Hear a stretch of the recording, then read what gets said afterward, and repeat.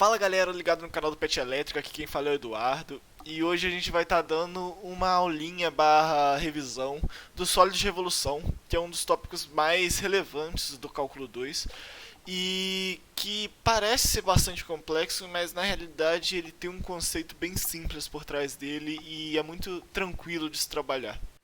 Para começar, a gente precisa primeiro entender como seriam calculados os volumes de qualquer sólido, né?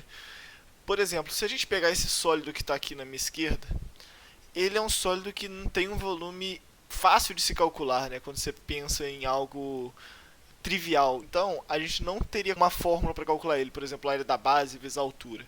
Mas a gente poderia aproximar o volume dele dessa forma. Se a gente pegasse um retângulo que cobrisse um paralelepípedo que cobrisse ele, no caso, a gente teria um volume aproximado desse sólido. Mas ele é um volume aproximado que vai ter várias falhas em si, ele vai estar bastante errado. Então, se a gente pegar e subdividir esse sólido de novo em vários prismas que vão seguir o formato dele, por exemplo, igual está aqui nessa imagem, a gente vai ter uma aproximação melhor desse sólido. Então, se a gente pegar aqui, por exemplo, esse prisma aqui da ponta que representa essa pontinha aqui, né, do sólido, a gente teria que ele vai ter uma altura que vai ser um ΔX, e aqui a gente vai ter uma área da base que eu vou chamar de A de XI, que é de um X I qualquer, tá vendo que aqui a gente dividiu em X0, X1, X2, X3 e assim por diante, até um B, de um A até um B. Então, isso daqui seria, de certa forma, como a gente calcularia o sólido, né? Então, se a gente pegar o volume o volume I aqui, que seria o volume desse sólido que eu estou marcado, a gente teria isso daqui. O volume de um sólido qualquer, ele vai ser dado pela minha área da base, como eu disse aqui, de um xi, no caso, que vai ser um x barra, um x estrela, no meio desse ΔX, vezes a altura dele, que é o ΔX. E agora, para calcular o volume do sólido, eu posso transformar isso numa soma. Então, eu teria que o volume aproximado do meu sólido seria esse somatório aqui, ó. Porém, como eu quero que esse volume seja o volume do sólido, eu quero uma aproximação tão próxima que eu possa considerar essa aproximação como o próprio volume do sólido, eu teria que fazer esse somatório meu ser um somatório de partes muito pequenas. Ou seja, então eu quero que essas partes que aqui estão bem grandes, eu quero que, por exemplo, eu tenha infinitas partes, com intervalos muito pequenos, e que eu consiga somar isso. Então, se eu pegar e fizer esse somatório com N, que é o índice do meu I, então eu vou pegar o meu sólido, que vai variar de A até B, e vou dividir em X, que vai de x a 0 até onde esse x igual a n vai ser um x infinito. Então eu vou ter infinitos intervalos dentro desse meu sólido. E aí, quando a gente pega isso daqui, a gente tem uma soma de Riemann, que seria uma integral de A até B. Então eu vou ter que o volume desse meu sólido, ele vai ser uma integral de A até B, e a minha função vai ser a minha função diária das minhas bases, né, por assim dizer. Agora, se a gente for pegar isso daqui e aplicar de uma maneira que a gente consiga usar, né? E aí, para isso, a gente vai ter que arrumar outros artifícios para calcular um volume de um sólido. E aí que vão entrar os sólidos de revolução. A gente vai ter duas maneiras de calcular um volume de um sólido de revolução dessa curva, de A até B. A gente pode calcular ela por discos, que vai ser o que eu vou falar primeiro, ou por cascas cilíndricas, que eu vou trabalhar daqui a pouco. Para trabalhar essa curva, vamos supor que eu vou rotacionar ela em torno do meu eixo X. Então eu vou pegar todos os pontos da minha curva e vou rodar ele em torno do eixo X e vai tornar uma figura parecida com o que está aqui embaixo. Mas vamos supor que aqui fosse a curva e a gente teria ela rotacionada em torno do meu X. Agora, tomando isso daqui como base, a gente pode usar o mesmo princípio que a gente fez em cima para calcular o volume desse sólido que a gente teve, da rotação dessa curva em torno do meu eixo. Então, a gente vai ter desse sólido de revolução, a gente pode meio que aplicar a ideia que a gente teve ali em cima. Eu vou ter, aqui embaixo a gente tem uma foto um pouco mais explicativa do que eu estava querendo dizer ali em cima, né? Que vai ser exatamente isso. A gente vai subdividir a minha curva em vários retângulos, que eu consigo chegar na aproximação razoável da minha área, que depois eu vou rotacionar ele em torno do meu eixo.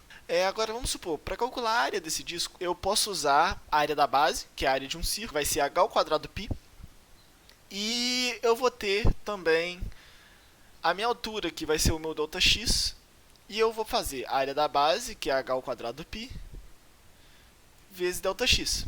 Esse h, eu não especifiquei direito ainda o que ele é, mas ele é exatamente essa minha altura aqui, né, desse retângulo. Que a partir disso eu vou ter que h vai ser igual ao meu f de x.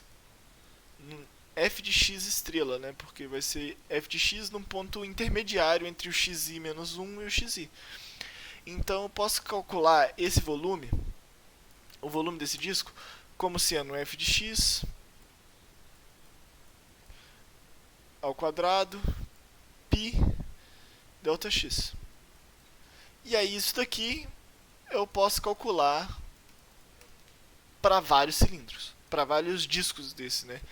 E aí esses discos eu vou somar eles para ter o volume total.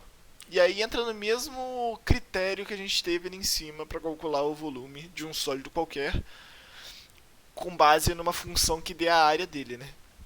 A gente vai ter um somatório que vai fazer com que eu tenha infinitos intervalos.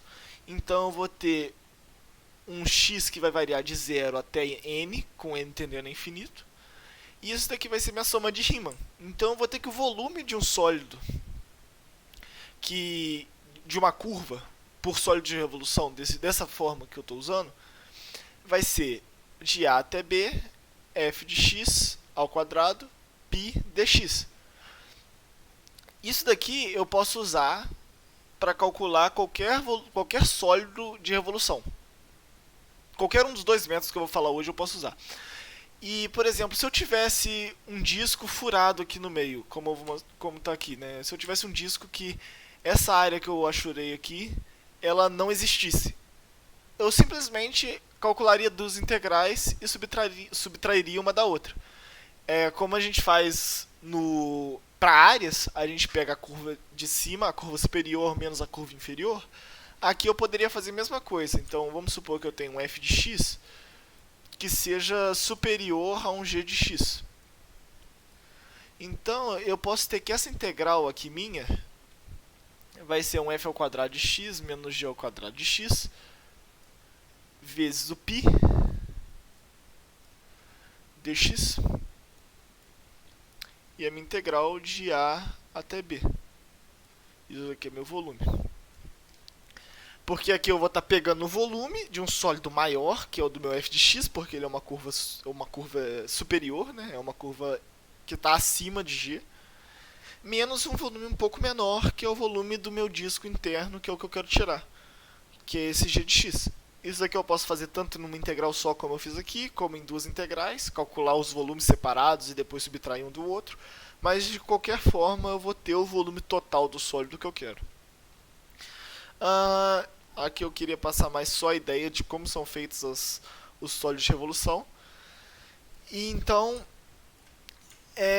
para discos, não tem muito mais. Agora, vamos pensar um pouco em outra forma de calcular volume, que é casca cilíndrica. Consiste mais ou menos na mesma coisa, só que em vez da gente usar discos, a gente vai estar usando cascas cilíndricas, como o próprio nome diz.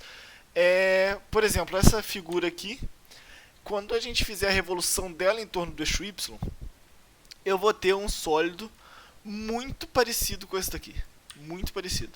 E esse sólido eu consigo pegar ele e fazer igual que eu fiz anteriormente. Fazer um retângulo que vai segmentar essa curva em vários pedacinhos que vão aproximar minha área. Então, se eu pegar aqui, igual essa imagem que está aqui embaixo, esse retângulozinho que está aqui, posso usar como se fosse esse retângulo que está aqui em cima, e rotacionar ele em torno do meu eixo y, eu vou ter uma casca de um cilindro. Então vai ser um cilindro com um cilindro retirado do meio, né, que vai ser essa área aqui. E aí eu posso fazer isso para toda a minha curva e eu vou ter uma aproximação do meu volume. Para calcular o volume de uma casca cilíndrica, a gente vai fazer simplesmente o volume de um cilindro externo menos o volume do meu cilindro interno. Então, se a gente pegar, por exemplo, o que está nessa imagem aqui, o meu cilindro externo ele vai ser onde meu x vale ir.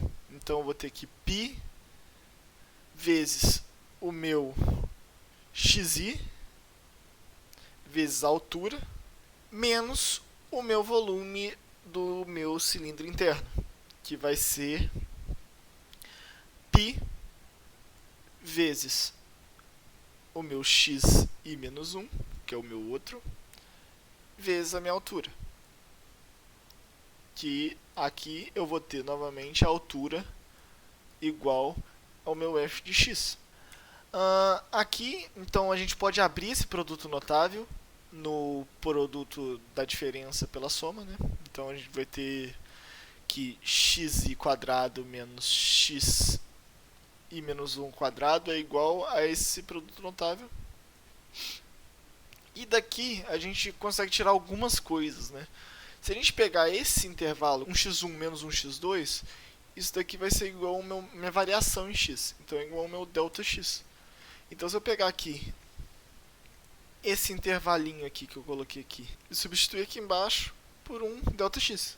Então eu vou ter aqui que o meu volume é igual a um π vezes um ΔX vezes um xi mais um xi2, um xi mais menos 1, vezes a minha altura, que é o meu f de x.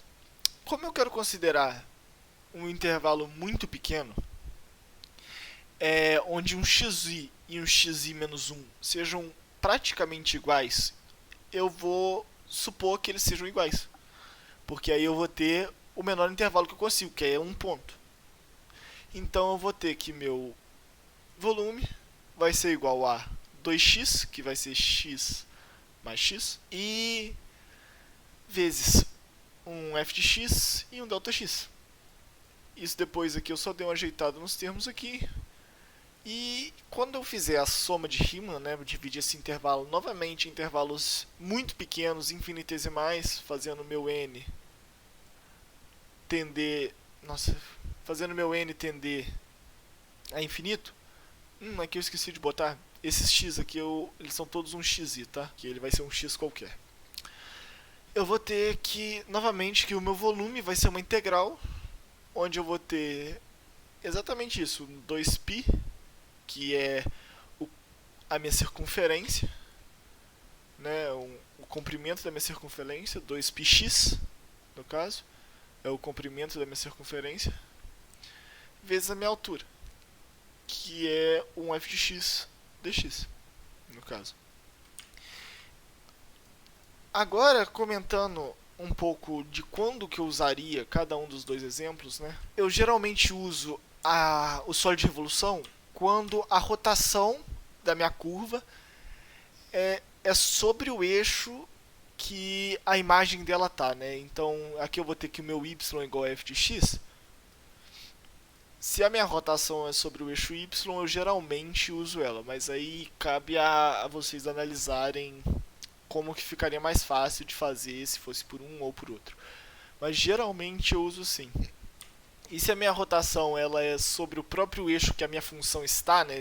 Meu f é em x e minha rotação está em x, eu geralmente uso os discos que para mim são mais simples de resolver. Então, por hoje eu acho que vai ser só isso. Não se esqueçam de se inscrever no canal, deixar um comentário sobre alguma dúvida que tiveram. E é isso, pessoal. Então, até a próxima. Tchau.